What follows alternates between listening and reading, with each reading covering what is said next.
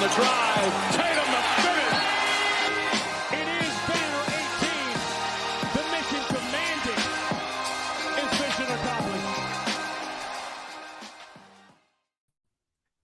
What's up, everyone? This is Noa Dalzell, and I'm here with another episode of You Got Boston, and really excited to be able to discuss Celtics preseason. We've had a couple of games to talk about and a couple of just different games since we last spoke. I think the last time I did this show was after Abu Dhabi. So we've learned quite a bit about this team since then. I think that there are some things that have changed about this team. I think that there are some players whose stock, I guess, have gone up. You know, some players who we haven't seen as much as some might have expected.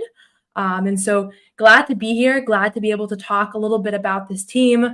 I know people are going to want to know about Lonnie Walker. He has obviously been front of mind for folks over the last couple of days here. I think last night's performance only made people even more excited about him. And so that further kind of, I don't want to say exacerbated things, but it made people even more excited about the potential of him joining this team. So we'll talk a little bit more about Lonnie Walker, obviously, as well. Oops, sorry about that. Here we are. And so, yeah, as always, feel free to continue putting in your questions in the chat box. I'll go through all of the questions today. I have plenty of time. Normally Monday nights I have a basketball league, but because of the holidays, no basketball league for me today. So happy to go through all of your questions, and then we'll do a little bit of WNBA stuff as well at the end if there are people on here that want to hear it.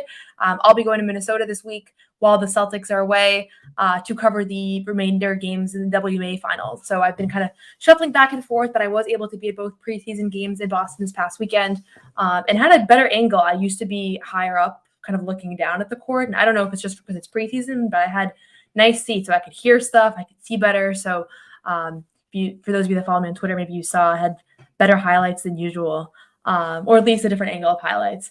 But I'll start off by just plugging, just because I also write, obviously, for, I cover this team for SB Nation. I write about the team, and then I also do a lot of video and audio work. But I wrote a story today about the culture of winning that the Celtics have been kind of really revolutionizing, I would say. I mean, at least in this current iteration of NBA champions, this team has been really unique. So I'm just going to put that in the chat box for those who are curious, and I'll be talking a little bit about this as well. But the Celtics have been the best team in the preseason so far. They've been plus 20.5 points per game. So the next highest net rating is 8.9 points per game. And so obviously this is one of those things where, the 50-point win does a lot here. The 50-point win, it helps inflate those numbers. But I will say, anybody that's been watching this team through 4 preseason games, they mean business. And it doesn't matter if it's Jordan Walsh on the floor, if it's Payton Pritchard, or if it's Jaylen Brown, whoever it is, there's clearly a system in place that everybody's bought into and that there's a lot of intention behind it. So I think Joe Mazzulla can receive a lot of the credit here. I know over the last few years, especially last year, people kind of pointed to the talent on this team, and the talent here is enormous and you can't deny it. But at the same time, I also think that the fact that they continue to put out these kind of random lineups in preseason and they outperform other teams' random lineups is a credit to the coaching staff, and it's a credit to the philosophy and to just kind of the emphasis that this team has had on building good habits and everything. So I wrote a story about that today with some quotes from Pritchard and Joe Mazzulla and a few others about just how rigorous training camp has been.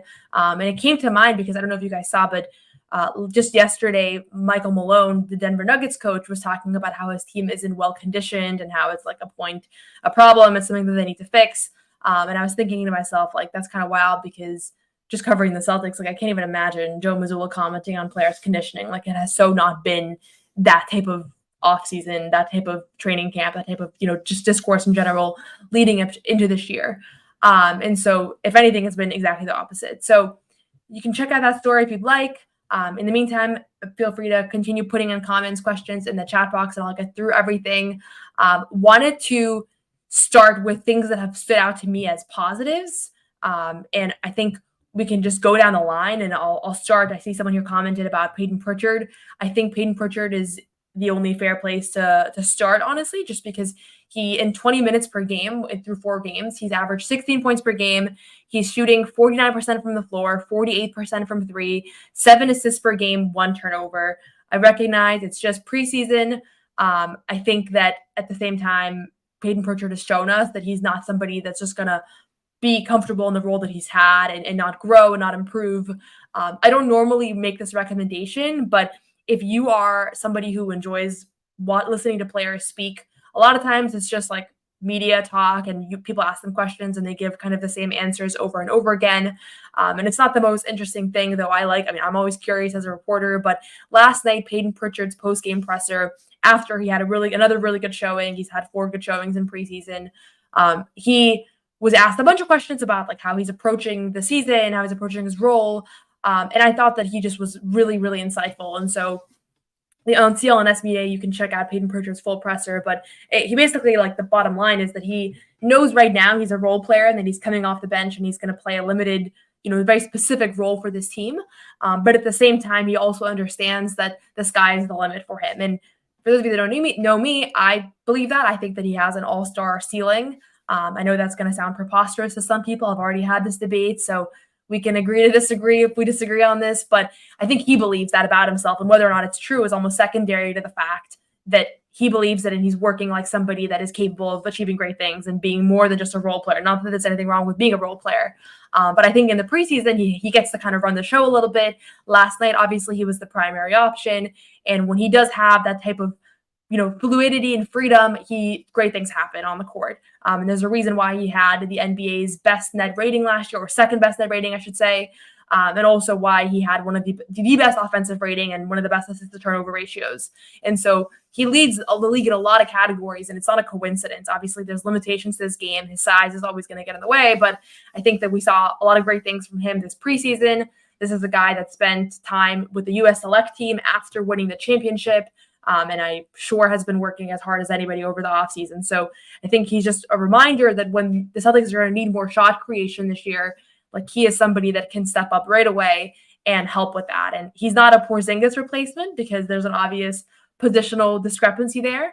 But there is an advantage in the fact that he's somebody that we know can create his own shot, and there's going to be more shots to go around. And I also think that there's inevitably going to be more injuries and more rest. Knock on wood. I don't want to curse anybody, but I think that's just a reality. And he acknowledged in post-game last night is that he wants to make sure that if there are injuries, that he can step in and do what's needed. So I'm not giving player grades out, though. I think maybe at the end of preseason, that's something that would be a good blog column. But I think he gets an A. I think he had a great showing through 4 games so far. And preseason's not over. They have another game in Toronto tomorrow, and I know Al Horford's going to play in that one, which is exciting. But at the same time, it's the last game that I'm at in person because I'm not going to be in Toronto. So figured, yeah, you're right, Brian. It isn't probably an A+, but it is. I think that Pritchard was a bright, really a highlight for me for watching this preseason basketball so far. And there's also certain guys that are just cut out for playing preseason basketball. Like, they're going to take it seriously. They're going to buy in, and he's one of those guys. I think we have a team full of those guys as well. So that's what makes preseason fun. I enjoy watching all basketball. So for me personally, I don't need an excuse, but I think that, it's fun to create this environment at TD Garden where there was still confetti falling, which was super funny. There was just great energy. It wasn't a preseason crowd. And then you had guys on the floor that were taking it really seriously and trying their best to get as much as possible, whether it was points, whether it was just playing great defense, doing the little things. I think there was just a very serious regular season kind of mentality about this group yesterday. And on Saturday as well. So it was fun to be at TD Garden back-to-back games. It wasn't my first time at TD Garden since they won the championship. I'd been there for the Big 3 tournament and WNBA game, but it was definitely, you can feel when you're there for a Celtics game, there's a different level of energy in the building. So that was a lot of fun. So I'm not going to go down the list of every single player unless there's no questions. Then I can't actually go down the list because I obviously can talk about every single player, but let me just make sure that if there are things in particular that people want me to talk on, that I can get to those. I guess we'll start at the top here. There's a question about Lonnie Walker. So I think Lonnie Walker is probably the thing that's most front of mind for everybody because he's not on a guaranteed roster spot. Yet he had a really great showing last night in the preseason. And I think there's a reason why you guys are all so excited about him. I've talked to some people around the league who are kind of like, Celtics fans are really freaking out about Lonnie Walker. And do they not realize that just because, there's a reason he's on a training camp deal? Like, if he was a guy that is going to be a sixth man, like, he would have a guaranteed contract somewhere.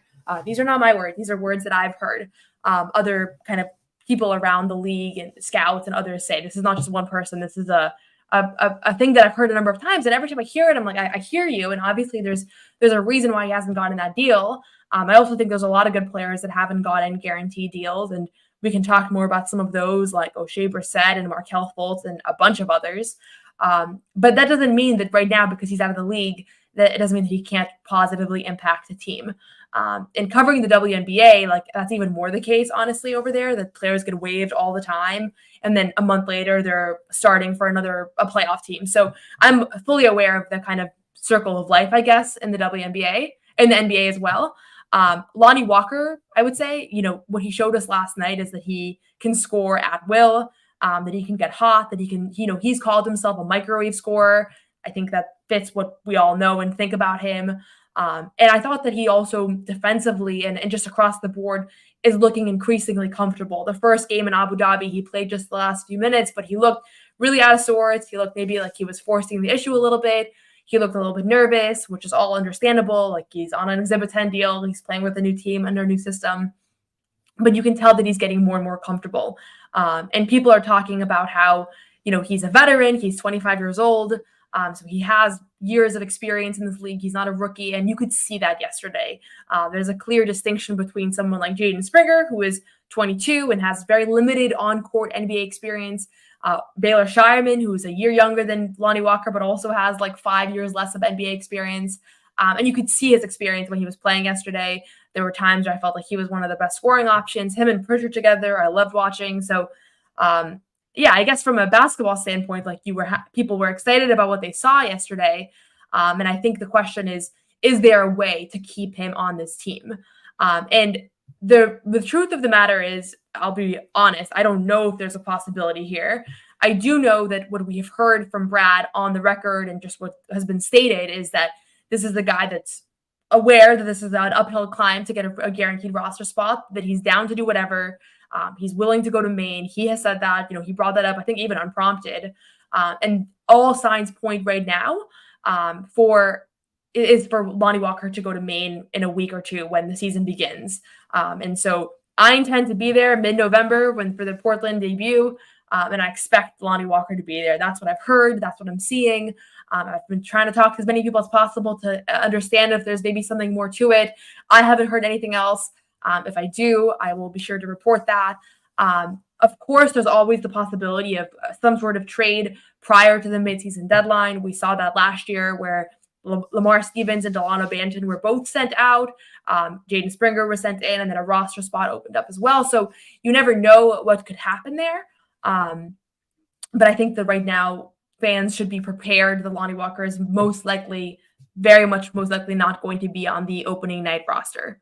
And so, again, we'll see if anything changes there. I think from an on-court standpoint, he's impressed and he's been a lot of fun to watch. And he had a couple finishes yesterday where I was sitting on press row and I was like, I get it. I get why everybody wants him on this team. Like, he is so electric to watch. He seems like a really nice guy. Everything that from talking to him and just being around the team, like he seems like he's always smiling. He's always happy. Derek White and Drew Holiday have talked about him really, glowingly as well. So there's a lot to like about him. But again, this is a guy that right now has an uphill battle to make this roster. And it is pretty funny that like Lonnie Walker is such a big topic of conversation as an Exhibit 10, but I also totally get it because I think ultimately like he's somebody that is going to impact an NBA team down the road and people want it to be Boston's. And there's been plenty of players that have been here for a second, like an Aaron Neesmith type, and then ended up somewhere else. And nobody wants to see that with Lonnie Walker. So right now, Bobby Manning reported this. It's $10 million that is the tax associated with his contract. And I'm not an owner, but it seems like that's a hefty price tag for a guy who's probably not going to play. So I'd imagine that they're probably waiting to see if anything else is going to happen. So that's my Lonnie Walker take. We'll see. I see people here are saying like sign Lonnie to a minimum, but Ben Val saying, move off Springer's contract, sign Lonnie to a minimum deal. I think there's a lot of people that have been saying that today. One thing I want to say to Springer's defense is that I'm very online. I'm on Twitter all the time, as you guys know. I'm very much in touch with kind of like what fans are saying about this team. I remember just 2 months ago, everybody wanted Jordan Walsh out of town. He was the worst player to ever play basketball because it was summer league and he was awful. And I was saying just crazy stuff about Jordan Walsh. And now he's had a couple of good games and everybody's like, Brad did it again. So this is not to you, Ben. This is just in general. But I do think like there's, we tend to be very hot and cold thinking about these guys because we see them for such limited flashes. But there's a possibility that Jaden Springer is doing a lot of things behind the scenes, that there's a lot of things. He still has a high upside, like just because he's had a smaller showing than what we're used to, like I think, or what we were expecting for him, it doesn't mean that Jaden Springer is now going to be like automatically traded. He could be, but I think there's a lot of people. I think we can tend to look at these small sample sizes of basketball performances and kind of go crazy with certain assumptions about players. And so right now, Jordan Walsh is like, obviously he had a great showing, and then Jaden Springer had a less good showing. And so, their stocks can change really quickly, but in Summer League, it was Jaden Springer that looked really good and Jordan Walsh didn't. So, that's just a point in general to say about some of these guys. Somehow, sometimes you look better, sometimes you look worse. And we should try to be as measured as possible. That's my perspective, at least. I know that's kind of like that's the antithesis of like fun and hot takes, but yeah, Springer played great in Summer League, and people do forget it. I think you guys know he's somebody else that I'm excited about. I'll be proven wrong. I don't feel that strongly about him. I haven't seen him play enough, but I think that the times we've seen him play with a larger role, he's looked really good. So I'll keep putting in questions in the chat. Feel free to continue putting stuff. We'll walk through a bunch more performances. In the meantime, I will pass it over to a message from our friends over at PrizePicks. PrizePicks is the best way to get real money sports action. With over 10 million members and billions of dollars in awarded winnings, PrizePicks has made daily fantasy sports accessible to all. You can just pick more or less on at least 2 players for a shot to win up to 100 times your cash. Run your game all season long on PrizePicks. You can now win 100 times your money on PrizePicks with as little as 4 correct picks. PrizePicks is the best way to get action on sports in over 30 states, including California, Florida, Georgia, and Texas. PrizePicks is the only real money daily fantasy platform with an injury insurance policy, so your lineups stay in play. So even if one of your players gets injured, if your player leaves in the first half and doesn't return, PrizePicks keeps your lineup live. PrizePicks also invented the flex play, which means you can still cash out if your lineup isn't perfect. You can double your money even if one of your picks doesn't hit. Sign up today and get $50 instantly when you play $5. You don't even need to win to receive the $50 bonus. It's guaranteed. PrizePicks is the best way to win real money this football season. Which players are going off, which ones aren't. Make your picks in less than 60 seconds and turn your sports opinion into real money all season long on PrizePicks. I'll be looking to make some picks ahead of NBA opening night next week. In the meantime, download your app today and use code CLNS to get $50 instantly after you play your first $5 lineup. Download the app today and use code CLNS to get $50 instantly after you play your first $5 lineup. PrizePicks, run your game. Okay, so I'm going to go. So we've done? We've done Payton Pritchard. We've done Lonnie Walker. I guess very high on both of them from a basketball standpoint. Selfishly, if Lonnie Walker does go to Maine, I'll be excited to go over there and talk to him because you can easily talk to players in Maine, more easily at least than in Boston. So if he does go to Maine, I'll hopefully have some stories from him there. And I'm sure the fans in Portland will be very excited to see him because for those of you that haven't been to a Maine Celtics game, it's a great atmosphere over there. Really fun crowds. They had a great playoff run last year, and it was like a lot of fun to plug into that. So they're going to have a really good team this year, regardless of who exactly ends up over there. There's a lot of talent on the end of the bench there. So going to the top, just to make sure I don't miss anything. Let's see here. Okay, let's talk Jordan Walsh. Damon here asks, do you think Jordan Walsh can shoot as well as Oshae Brissett? So Jordan Walsh is a guy that was drafted with the mindset that he can be a 3-and-D player. I think that was the hope for him. I think that he played that role really well in Maine last year, honestly. And this was part of the thing with guys that were really low on Jordan Walsh from Summer League. I always said, like, hey, if you watch him in Maine, he can do a lot of good things. And there's a reason why this organization remains optimistic about him. And I see some comments here, people saying, I watched him in Maine, that he was, he did those things. And so if you were one of those people that plugs into Maine Celtics games, like you saw that from Jordan.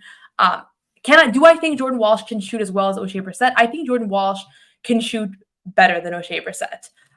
Oshae, I felt like was offensively so limited last year that I don't want to say that that's what got him out of the league because I do think, he had a player option to stay in Boston and he could have done that. But he was not somebody that I felt confident when he scored up for a shot. I watched Oshae Brissett warm up a lot. He had a tough shooting stroke. Like he really did. And I don't want to like run with what I see in warmups because it's like a 10-15 minute stretch before every game. But I can tell you, like, Oshae Brissett was one of the least good shooters that I've seen warming up at an NBA court. Just warm-ups, right? His numbers speak for themselves. Let me actually pull up what Oshae Brissett's numbers were last year, because I actually don't remember what he ended up landing on. And I feel bad saying that because I don't want to be like he was a terrible shooter, because he wasn't. Like, these guys are all good shooters, and to be able to hit even 30%, is impressive. But last year he shot 27.3% from three. That was a year after shooting 31% from three.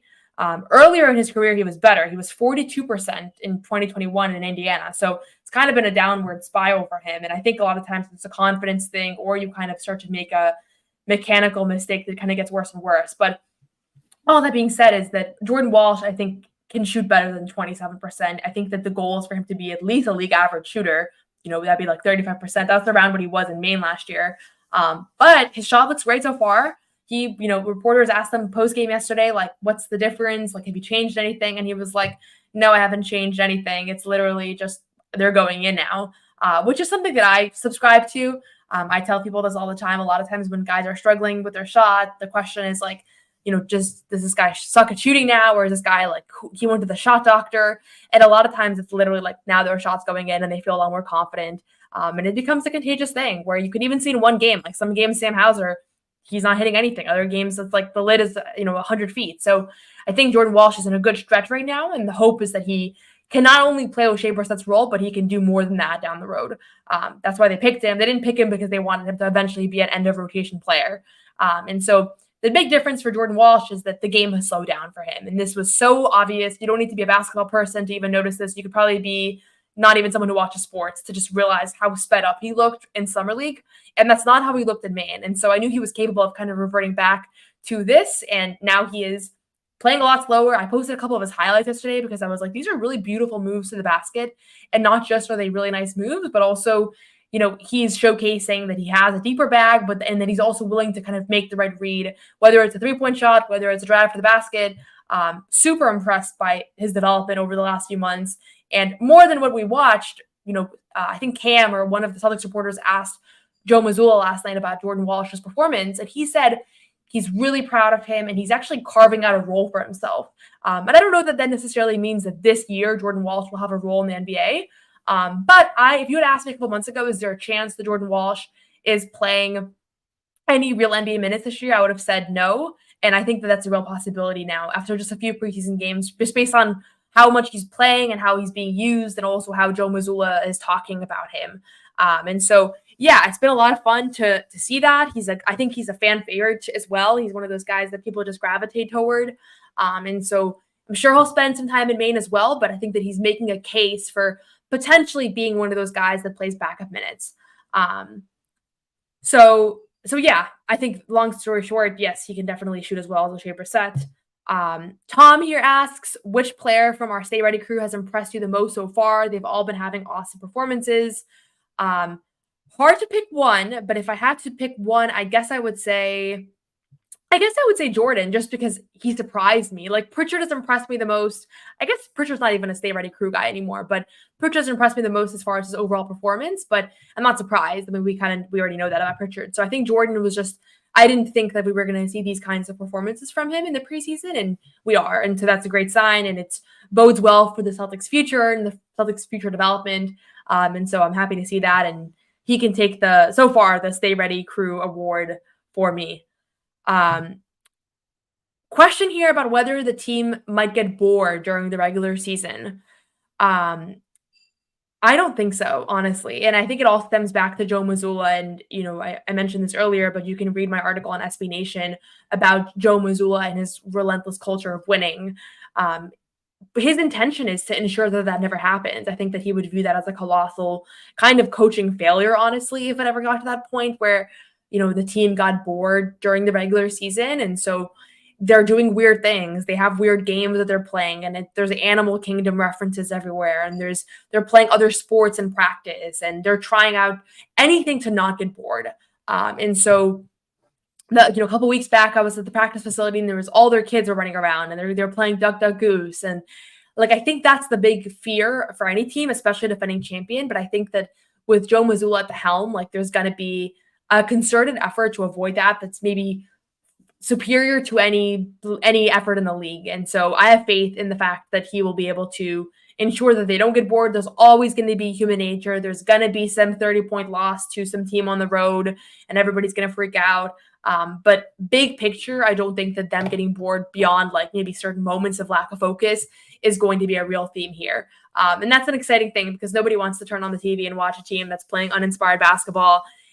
You're not going to see that with this team. I'd be really, really surprised. I don't like to have like hot predictions because it's just everything is so hard to assess in advance. I'm reminded of this covering the WNBA right now. The Minnesota Lynx, who are in the finals, were expected to be the third worst team in the league on ESPN rankings. And I was thinking to myself, like, that's no knock on ESPN. They have great reporters. But it's just so hard to make real predictions in basketball, even if it's your job full time. So I'm not going to make sweeping predictions about this team, but I will say I can confidently predict that their mindset is going to be in the right place at the very least. Going back to Springer, just because I see this question here from one of our regular viewers. It's noticeable that Springer's minutes have diminished. Any sense of his mentality and wellness must be frustrating. I do want to answer this because I actually had a sit-down interview with Jaden Springer about 2 weeks ago now, and I think that's the only time he's spoken with media since Summer League. So I was grateful to get the chance to chat with him. He's a super friendly guy. He's kind of more reserved, more quiet, but every time I've spoken to him, he's been really willing to kind of share where his head's at.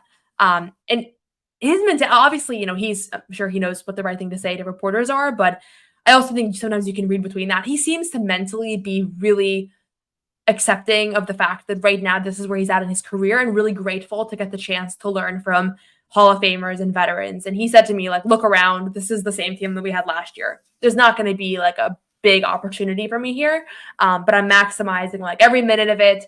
And so I think mentally he's in a good place, honestly. I'm sure he's disappointed with himself. It looked like Joe got mad at him yesterday at a point when he didn't take a charge on a fast break. There was a couple of times where he got pulled out of the game really quick and then went back in that I assume Joe just wanted to communicate something to him. So I don't think he's one of those guys that's riding a high today from his performance last night.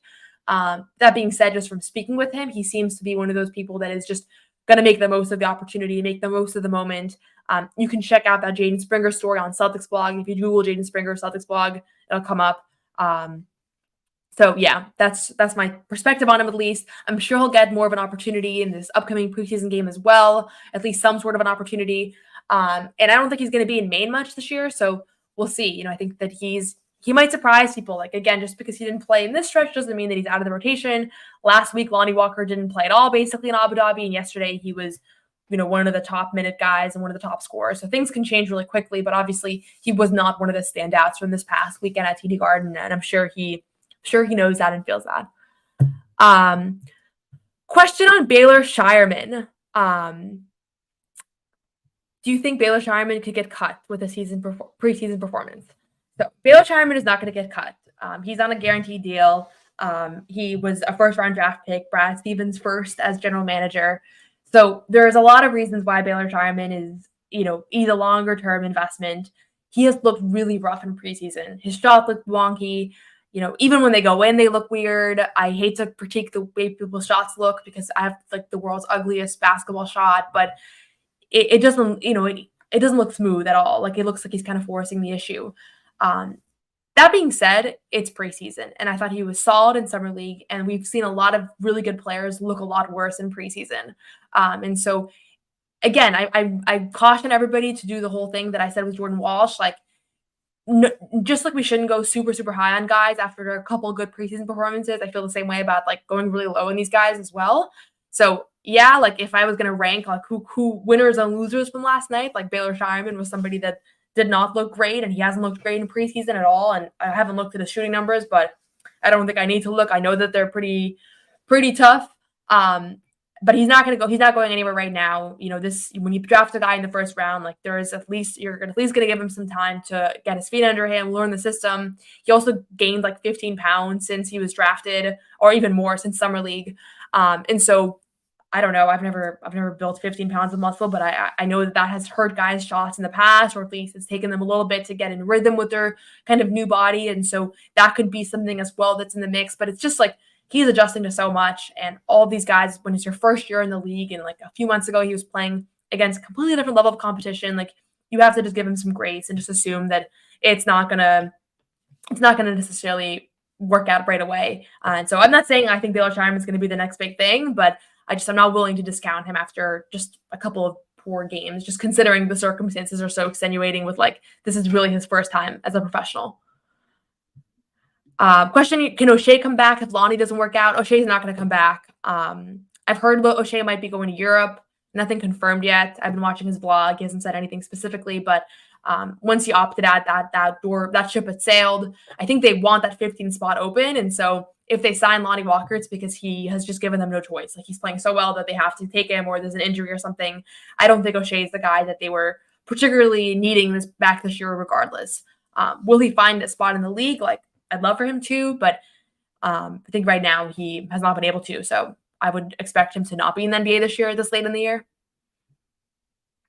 Yeah, I think this is from a while back when we were talking about Jordan, but yeah, he really was playing like how he plays in Maine. Let's talk Neemias Queta. Queta is somebody that is still, I think, a little bit raw, and that's something that you can't deny about him. Like, his touch around the rim is not great. I think he was 3 for 8 last night.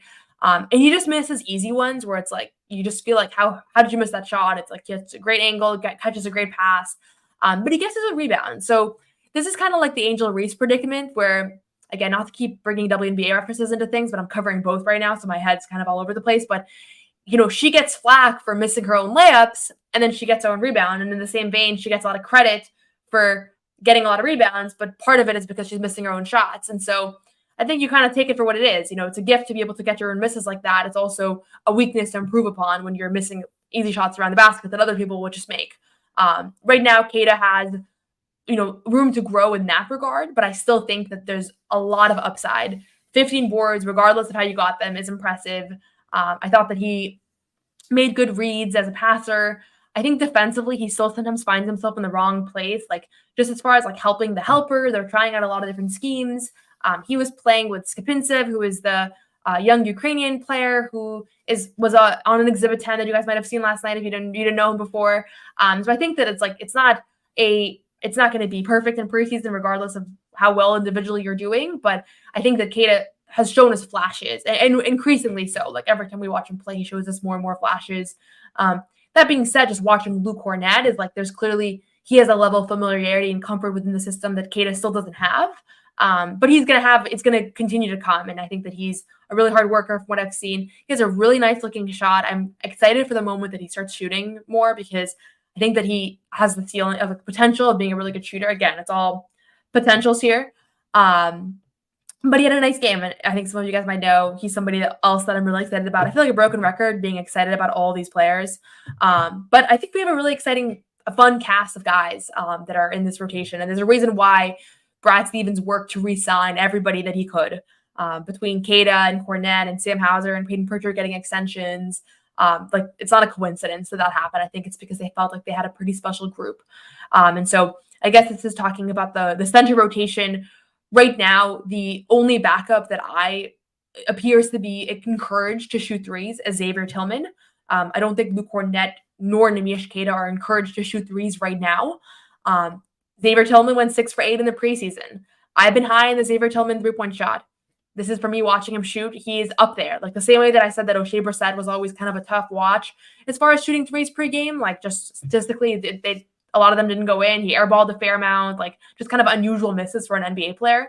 Xavier Tillman is on the opposite end of the spectrum, where I was like, damn, like, he really has a beautiful shot and it goes in at a very high clip.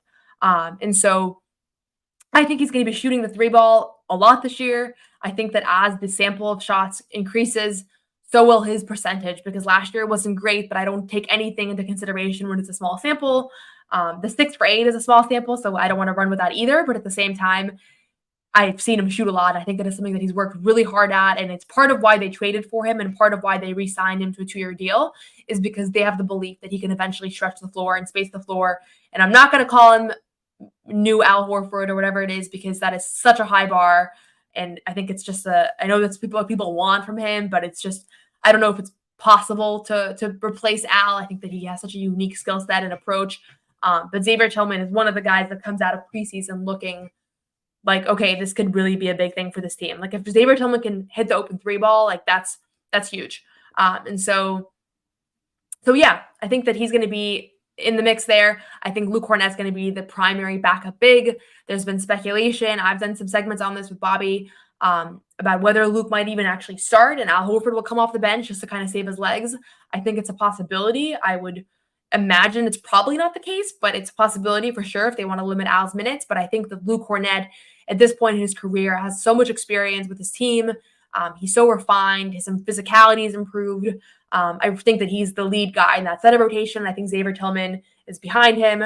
And then I think Neemias Queta is probably behind the two of them with a lot of room to grow. And so I'm sure he's going to learn a lot from those guys as well, just being around them, being around the team, being around Al Horford. And he hasn't even been in Boston for a year, or it's been like just around a year. So, he's not 19. I think he's like, actually, I don't even remember how old exactly he is, but he has a couple years of experience now, but still very limited on-court minutes. So we'll see how that pans out. But I think that preseason has shown us that, Luke Kornet is at the top of the list. Kate is 25. Okay. I just looked that up. I wasn't sure. Okay, I'm going to continue scrolling here. Let's actually take a pause and hear over from our friends over at Game Time, and then we'll go back to finishing up with some questions here. There's few things I prefer doing than attending an NBA game or sporting event live, and you can purchase tickets to Celtics games or any other sporting event, concert, or show with Game Time. Game Time has a new feature called Game Time Picks that makes getting tickets to see your favorite teams play live even easier. It filters out all the fluff to show you only incredible deals on great seats. You don't have to waste time searching through thousands of tickets. With Game Time, you can actually see the view of the court or stage from the seat that you choose to purchase, and you can buy tickets with just one click. There are lots of cool features. There's a lowest price guarantee, or Game Time will credit you 110% of the difference. Curation makes it easier to save more on sports, concerts, comedy, or theater. You can take the guesswork out of buying tickets with Game Time Picks. Download the Game Time app, create an account, and use code CLNS for $20 off your first purchase. Terms apply. Again, create an account and redeem code CLNS for $20 off. Download Game Time today. What time is it? Game Time. Awesome. Okay, I took the chance to read some more of these comments here. It's so funny. We're talking about a defending champion team. I just realized I haven't even mentioned Jayson Tatum or Jaylen Brown. So let me make sure I do that just out of being fair to what really is important here. I think they both look really good in their first preseason action at TD Garden. They didn't play obviously last night against the Raptors, but they did play against the 76ers. They both approached the game very businesslike. They warmed up very businesslike. Jaylen, I think, had some great playmaking moments, flashes early on. He talked about that being something that he wants to improve on. Tatum's three-point shots look better. So we're not going to learn a whole lot about Jayson Tatum and Jaylen Brown in some preseason minutes against non-NBA starters. But I will say you have to like what you saw from the two of them. So please check that box. I wanted to make sure I at very least talked and addressed Jayson Tatum and Jaylen Brown, who are at the end of the day going to be the most important part of this team, regardless of whether or not Lonnie Walker makes the roster or Jaden Springer plays or what happens with the backup center position, which I'm always happy to talk about, but just have to make sure to get that in there. Okay, continue to look along here. Was that Kornet game versus 76ers an outlier? Can you do that more often? I'm realizing I'm like 20 minutes behind in these comments, so I don't think it was an outlier. I think obviously he was playing against not Joel Embiid, and so certainly it's going to get a lot more difficult playing against, all NBA MVP caliber centers. And I think that he acknowledged that in his post-game presser. He pretty much said, we had a lot of advantages on the floor today, and that made my job easier. And the Celtics, this is like kind of the terminology that they always use, that it's all about seeking advantages. And so a lot of times they can identify we have 4 advantages on the floor based on who we have out there and their opponents. Sometimes it's 2 guys. I try to watch from a reporter standpoint, like how many advantages do they have currently? I'm probably wrong half the time because I'm not, in the film room. But, I think Kornet mentioned it, and it was very obvious that game really benefited him as being able to take advantage of the fact that they had a kind of a makeshift lineup out there.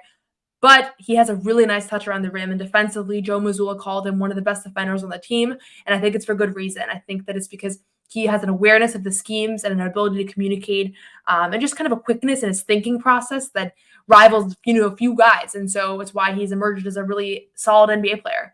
I think he can do it more often. I think we'll see him do it more often this year with Porzingis out, with Al Horford playing limited minutes. I think all of a sudden Luke Kornet is going to be – I'm surprising a lot of people that maybe discounted him early on. And I already think people are coming around on him. But, yeah. Question here is about the reports choosing between Springer and Walker.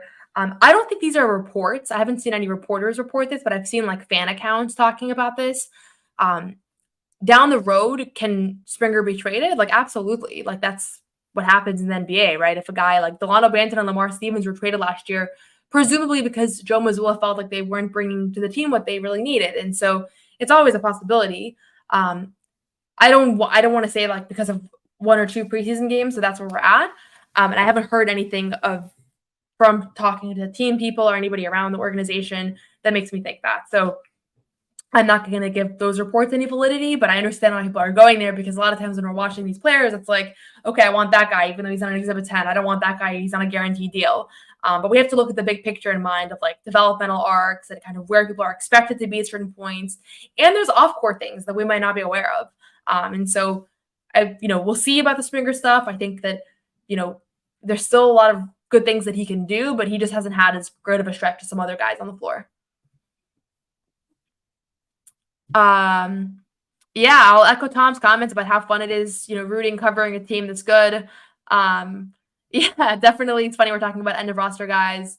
It's because it's a luxury to be able to do that. I mean, I think we've talked about the backup bigs because Porzingis is out. Like, there's some stuff to talk about there, but ultimately, like, there's not big major storylines coming out of training camp.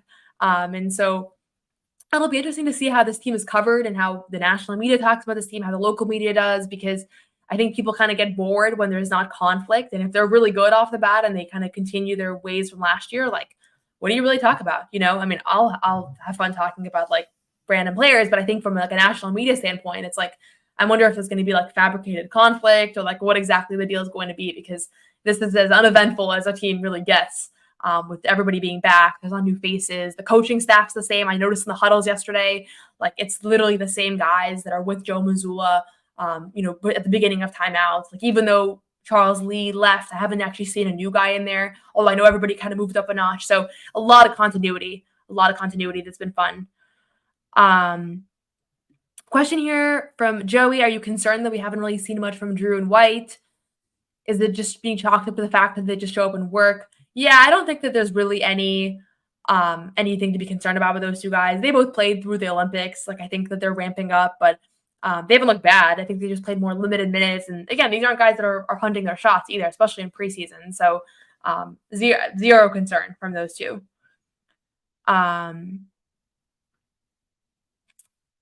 Okay, I'm realizing that a lot of these comments are from way back when I was talking about the Celtics being bored. So I'm just scrolling through here. This I talked about, but how has their preseason colored your view? I think it's given me more confidence because Luke Kornet and Xavier Tillman have both been better than I expected. I think I expected them to both be good, but I feel even better. Ty Coffee here says, funny how everyone forgot how bad Walsh and Grant were as rookies. I think it's just, I don't actually – I forgot about Grant, honestly. But I think it's just a reminder, like, everything you see from a rookie starting their NBA career, take with a grain of salt and take with the understanding that, like, they are going to get a lot better. A guy that's playing really well in Summer League, like, Cam Whitmore was, like, Summer League MVP. That doesn't mean he's going to be an MVP caliber player. He's going to be phenomenal. There's going to be other rookies that, were really rough at Summer League, that Summer League, that aren't going to end up being great. So everything right now just needs to be viewed under proportion, but I understand, like, there's things that, fans are watching and you want to kind of jump to conclusions. And Baylor didn't look great, so I get it. Question. This is an interesting question. A Jaylen Brown, Jayson Tatum question. Do you think that Jaylen Brown could be the leading scorer on the team this year and Tatum taking on more of a playmaker role? I wouldn't be surprised if the average look around the same. There's no real reason why Tatum needs the average more. I think that the things that Tatum does really well, like pass, might give Jaylen a couple more shots per game. If Jaylen can improve his free throw percentage as well, and a 3-point percentage, that gives him a couple more points per game. I wouldn't be surprised if I don't see a world where Jaylen is averaging like significantly more points than Tatum, but I could see it being close and maybe Jaylen has a slight edge. If I had to pick, I probably would predict Tatum will continue to score more just looking at history. But I loved what I saw out of Tatum in the finals in those last few games in particular, where he really was a playmaker first. He was willing to pass up late game shots to find the open man, whether it was Al Horford for three. We're all going to remember the behind the back pass. So maybe it's a sign of things to come. But I also think Tatum's going to have a high scoring year, especially if the 3-point shot's back on. This is an interesting question. How many minutes do you think Tillman will play before Kristaps comes back? Do you think there's a chance that we could see more Nemi than X? I would be very surprised if we saw more Nemi than X. I think that right now Xavier Tillman has a more proven shot, and he understands the defensive system more. And every time I've asked Joe Mazzulla about Xavier Tillman, he has pretty much said like he is really impressed with how quickly he's picked up concepts. So how many minutes? I'd have to probably look at a rotational chart to give an accurate predicament. Maybe I would say like 15 for Xavier Tillman, like 18. I know he's a guy that's had knee things too, as well.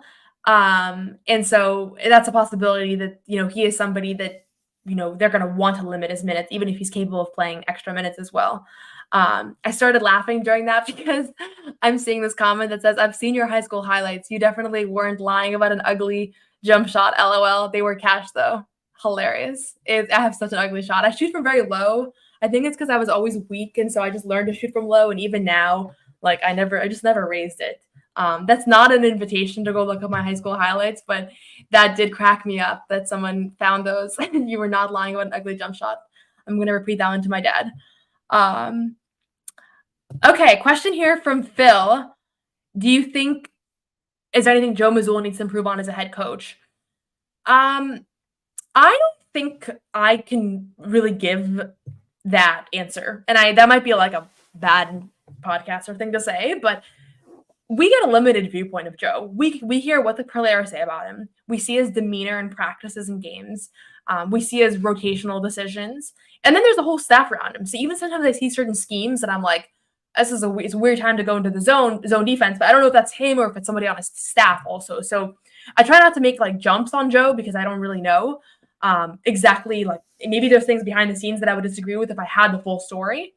That being said, I think if I had to pick, I would like to see like a little bit more variety and I guess he's doing this at practice, but selfishly, it'd be fun to see different combinations of players, like especially in preseason. I would have loved to see like JD Davison playing with the starters for a few minutes. I don't think it's like an improved thing, so maybe this is not answering your question, but I think we see a lot of times the same combinations of players, and I'm assuming it's because they're trying things out in practice and they're seeing what works there. But it's different sometimes against NBA competition. So long story, to be more succinct, like no, I don't really feel like I have anything. Maybe be in a better mood in pregame pressers. Just kidding. But sometimes I feel like he's so business that it's a little intimidating. I'll think if I have a better answer to that as far as like actual schematic things.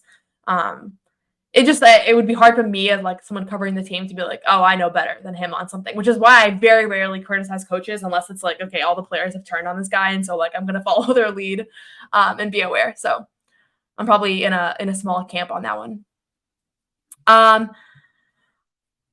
Okay, I'm going to scroll through these quick because I think there's something else on CLNS at 8 o'clock, and I should probably wrap this up too. I really appreciate everybody's engagement. It's been fun. We've had like hundreds of people coming in through this across the different platforms, which is always great. I really do appreciate it. Like, I just want to say, I really do appreciate people for continuing to tune into the show, continuing to follow along.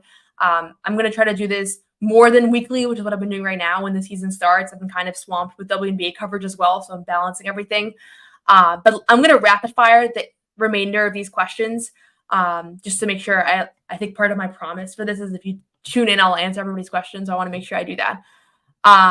So let me just rapid fire these, and then anything we don't get to today, I'll do another episode. I'm going to do a WNBA episode on Wednesday from Minnesota. So I'm going to Minnesota on Wednesday. I'm going to do a WNBA episode there. So we'll do a full length hour. Maybe some of you will be interested in that. Some of you won't be. But yeah, okay. Payton Pritchard, we talked about him a bit, but I expect him to make a jump from last year. I think he'll be the backup point guard. I think he'll be the leading scorer off the bench.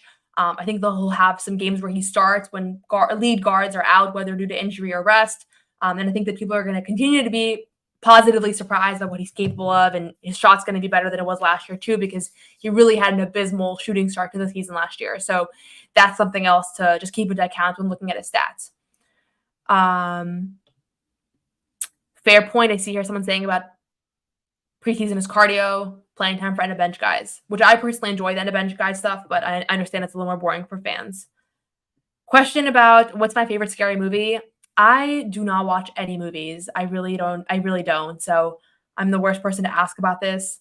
It's hard when you watch so much basketball. I just never got into watching movies. I can't even name one off the top of my head, honestly. Acknowledging this comment, it wasn't long ago when people trashed our bench. I know. I think people kind of looked at them individually as like, what have they done on the NBA? Did they average a lot of points? And like they didn't. And so people didn't understand how the puzzle pieces fit together to create a really good system. Can Al or X wear a headband so I can more easily tell them apart on the court? It would be nice. I can say standing up close to them, I mean, you guys know this, but they look nothing alike. So it's really remarkable how on the court they look exactly the same. Because it's like it's like an optical illusion. Like on the floor, they look completely the same, and the next being near them, they look nothing alike. So it's really bizarre. But it would be nice if there was a clearer way, because sometimes I'll be about to post something on Twitter and I'm like, oh, that's the wrong guy. So do I have favorite players around the league? I have a lot of like random players that I like. I think as far as like superstars, I really like SGA. I think that he has a really smooth game. I guess if I had to think about like who are like the MVP candidates that are not on the Celtics that I enjoy watching, he's probably number one. I like Jaylen Brunson. I like like the whole like Knicks thing they have going on, like the Villanova guys. I like those kinds of players, like the Josh Hart types. I guess I lean guards, just thinking about what I enjoy watching. But I have a lot of players that I love, honestly. Right now, here are players Courtney Williams, who's on the Minnesota Lynx. If you haven't watched her play, do yourself a favor and watch her play. How do I see the West shaking out? I think I have OKC coming out of the West. I don't even know what to make of the Timberwolves, but I think that they can put up a good fight too. I'm not sure about the trade. I've waffled back and forth a bunch of times, so we'll see. Talked about this briefly. Do I think JB can increase his scoring average this year? Yes, I think he definitely can. I think that if he's more efficient, in particular 3-point shooting and free throws, like that'll help. I think that he might get more shots. I don't think either him or Tatum are going to be forcing the issue. Do I truly believe ownership is going to pay the second apron penalties? I don't know, because I don't know who the ownership's going to be, and I got a couple questions about this. I don't mean to ignore them. I genuinely don't know. I don't know anything about the kind of new push for new owners. So if I know stuff about that, I feel like I'm probably not going to be one of the first reporters to know about that topic. It's a little bit above kind of the kind of reporting that I've been doing. But if I hear anything about ownership, like I think that's going to be critical, because if you sell this team to the wrong group and they don't want to pay those penalties, like we might see this team be broken up way sooner than we need to. So fingers crossed that doesn't happen.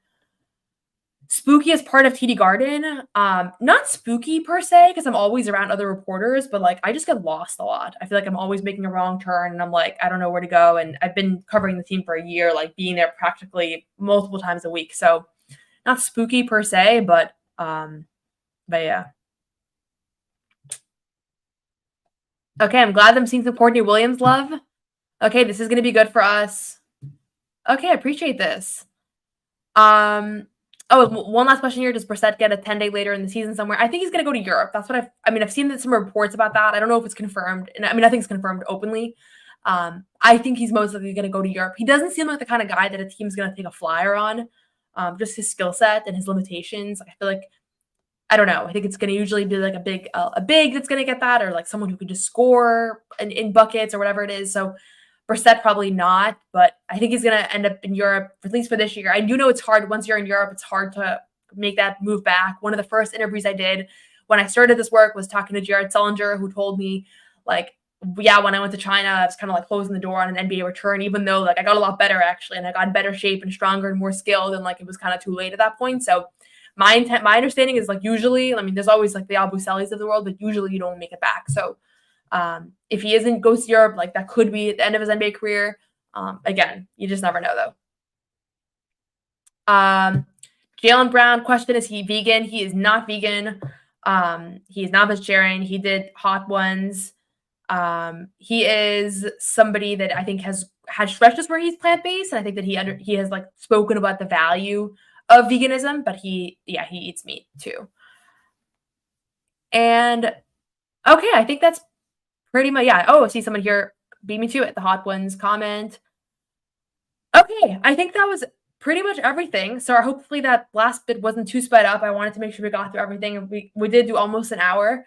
I'll be going live on either Wednesday or Thursday. Maybe I'll do Thursday so we can discuss game 1 or game 3 of the WNBA finals. That'll be a WNBA exclusive episode. In the meantime, thank you all so much. If you're watching this on CLNS Media, on Twitter, wherever it is, subscribe to my YouTube channel. It's You Got Boston. If you are watching this on my channel, you can also catch a lot of other podcasts and analysis on CLNS.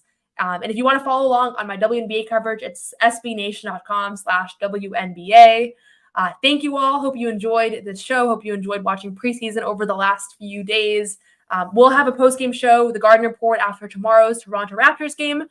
So you can catch me talking to Bobby and probably some others about that game. We should be seeing the debut of Al Horford for this preseason. That's what we've heard. So maybe Al makes his return. Have a great rest of your night and enjoy the rest of your week.